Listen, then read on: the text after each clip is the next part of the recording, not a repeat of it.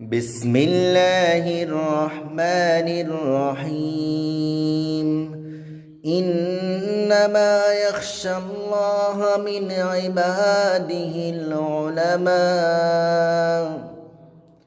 আল্লাহ পাক রব্বুল আলামিন ইরশাদ করেন, পৃথিবীতে আল্লাহকে দেখে সবচাইতে বেশি ভয় পায় শুধুমাত্র আলেমরাই, হক্কানি আলেমরা আল্লাহকে দেখে যতটা ভয় পায় 2 নম্বরে পৃথিবীতে আর কেউ পান না। এখন প্রশ্ন হলো যে এখানে আলেমরা কেন ভয় পায় না? কোনো আলেম যদি আল্লাহ পাক রব্বুল আলামিনের জায়গায় ভয় না পায়, যদি বান্দাকে বেশি ভয় পায়, আল্লাহ পাক রব্বুল আলামিনের ভাষা অনুযায়ী ওই আলেম জালেম হইতেও সময় লাগে না। এজন্য বুঝতে হবে ভাই, আলেমরা আল্লাহ পাক রব্বুল আলামিনকে দেখে ভয় পান। আল্লাহ পাক রব্বুল আলামিনের দিন প্রতিষ্ঠার জন্য, দিন কায়েমের জন্য আল্লাহ পাক রব্বুল আলামিন যে বিধান আমাদের দিয়েছে, এই দিকে অগ্রসর হতে হবে। আল্লাহ পাক রব্বুল আলামিনকে সর্বোচ্চ ভয় করতে হবে। আল্লাহ পাক রব্বুল আলামিনের দিনকে সর্বোচ্চ প্রাধান্য দিতে হবে। এছাড়া এই জায়গা জালেম হওয়া সম্ভব না আছে আলেমদের, বুঝতে হবে ভাই।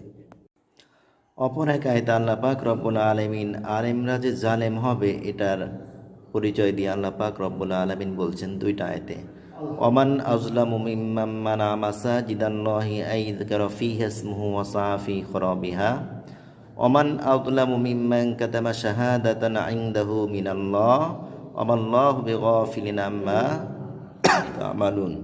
আল্লাহ পাক রব্বুল আলামিন বলছেন যে কোনো আলেম যদি দুনিয়ার লোভে, দুনিয়ার স্বার্থে, দুনিয়ার মায়াজালে পড়ে আল্লাহর দিনকে ভুলে যায় আর আল্লাহর দিনের জায়গায় দুনিয়ার দিনকে বসায় দেয়, আল্লাহর দিনের জায়গায় দুনিয়ার কিছু বসায় দেয়, আল্লাহ পাক রব্বুল আলামিন বলছেন যে ওর চাইতে বড় জালিম আর কেউ না।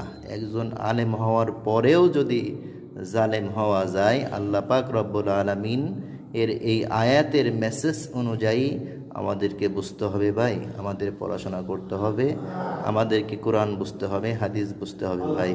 আমরা যদি বুঝি ইনশাআল্লাহ আমরা সব কিছু নিজেরাই খুঁজে পাবো। আল্লাহ পাক রব্বুল আলামিন আমাদের সকলকে হেদায়েতের পথ দেখায় দিক। আমিন।